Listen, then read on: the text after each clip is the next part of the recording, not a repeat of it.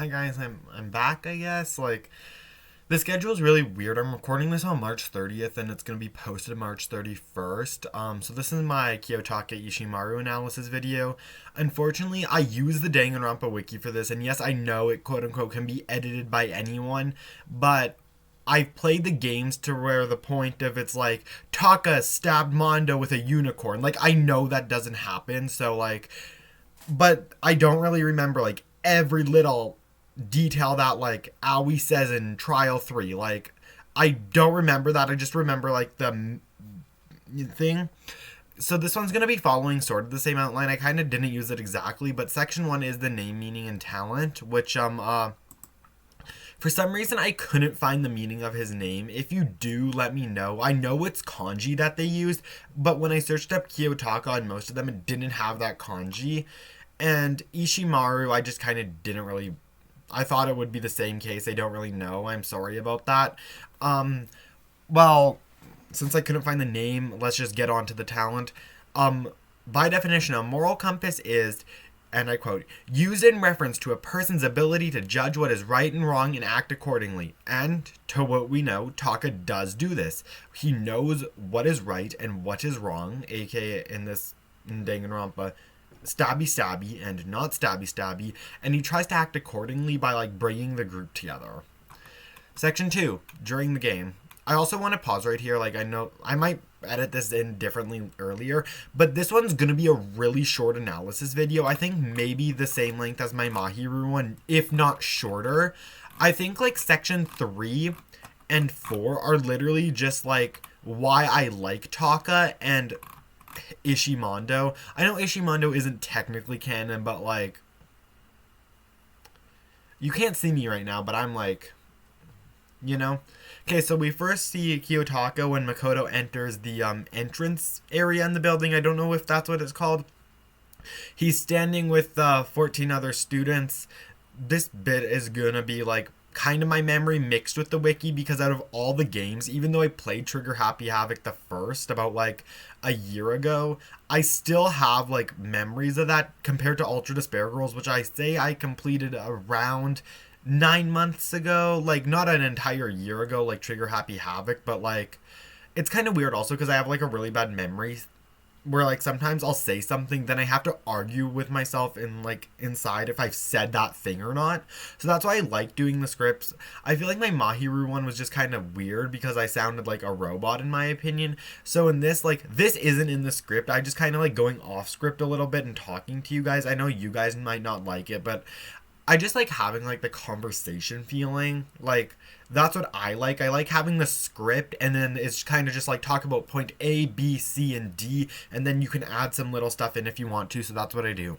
Anyways, Taka, I'm just going to call him Taka from now on because Kiyotaka is way too long, appoints himself as the leader and decides that everybody should meet up in the dining hall. Later, when Monokuma gives the students a motive video, the person, which is the person they love the most, is in danger. For Kiyotaka, it's his father, Takaki Ishimaru, who is the police chief or a police officer. I've heard people say that he's the police chief, and then I've heard other people say that he's just a police officer. Then I've heard some people say he's a detective, so I'm not sure if it's based off a translation or I don't know. Now we talk about the best thing in the game, the stamina contest, which happens in chapter 2 when Mondo and Taka get into a fight, and the contest was to see who could last the longest in the sauna. The next morning when Makoto met up with them, he noticed that Taka and Mondo are acting all nice, to which they explained to him that they are, quote, bros now. When Makoto brings up their rivalry from before, Taka uses his, quote, forget me beam. Like the other videos, I won't go into detail about any trials, as we know, you know what happens in the trials.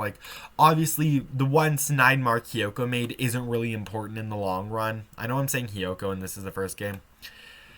We also all know the Kyondo situation, because that was a big part of chapter 3. At least it was to me. If I feel it's a big part or a trial, I'm just not going to cover it because I feel you already know that information, and if you don't, you can literally watch someone play through it, where I just kind of do it. I like doing when you first meet them, some stuff that they did, and then just little details. Section 3.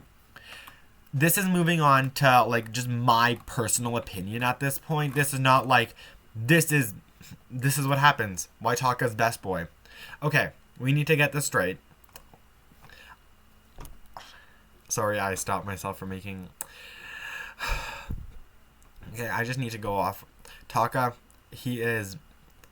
I headcanon him to be gay, just like... I feel like I should get that out there, just for the Ishimondo bit. And I headcanon Mondo to be bi, because when he thought Chihiro was a girl, I'm pretty sure he literally said that he was sexually attracted to her. And I'm pretty sure when Chihiro was revealed as a boy, like in one of the anthologies, he was still attracted to her. Well, him.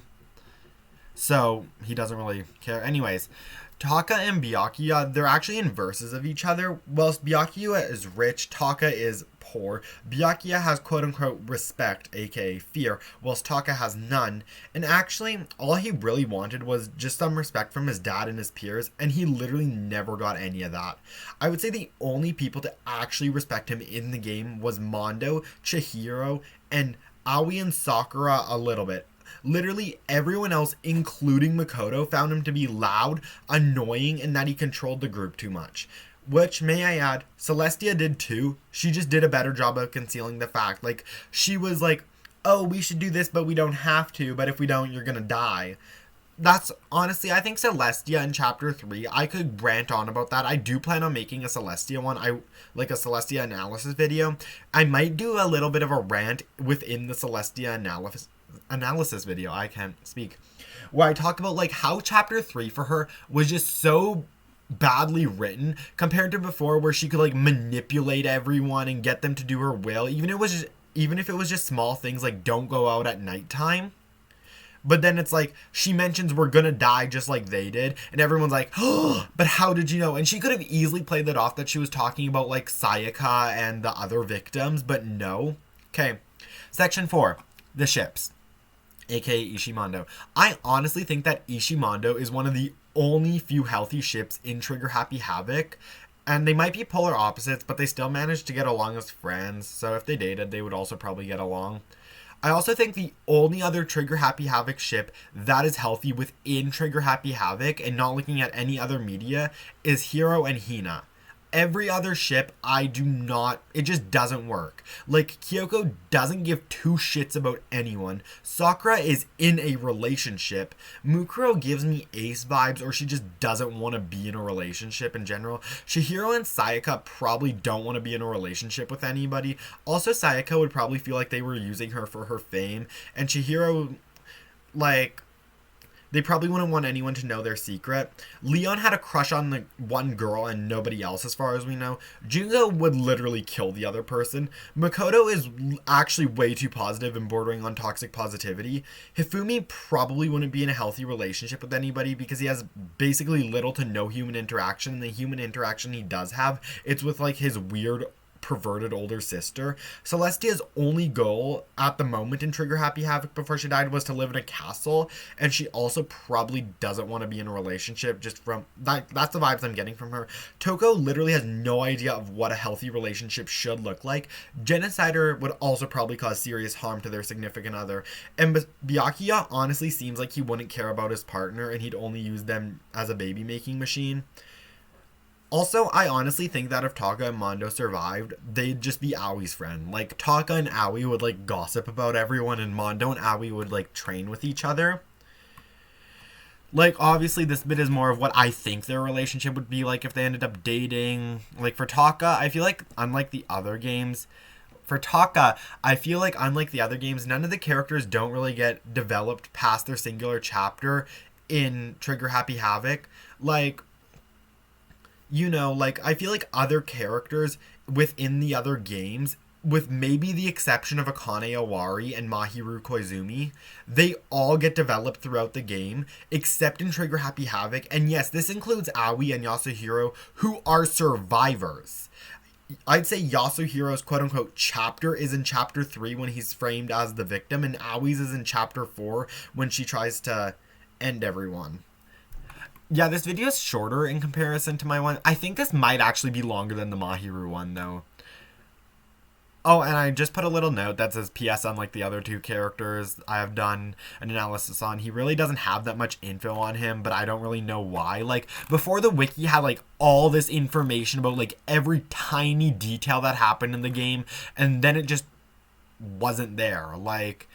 Also, for some reason, whoever redid the wiki, they like gave all the information to the Danganronpa V3, Ultra Despair Girls, Anime, and Super Danganronpa 2 characters, then just none for like the first game. Like if you go into Aoi's wiki, it doesn't even give you relationships of her and the other students. And to what we know of, she would have to have like some sort of relationship that is shown on screen or implied with Yuta Asahina, Sakura Ogami, Makoto Naegi, Kyoka Kirigiri, Byakuya Togami, Kiyotaka Ishimaru, Mondo Awada, because they've talked, I'm pretty sure.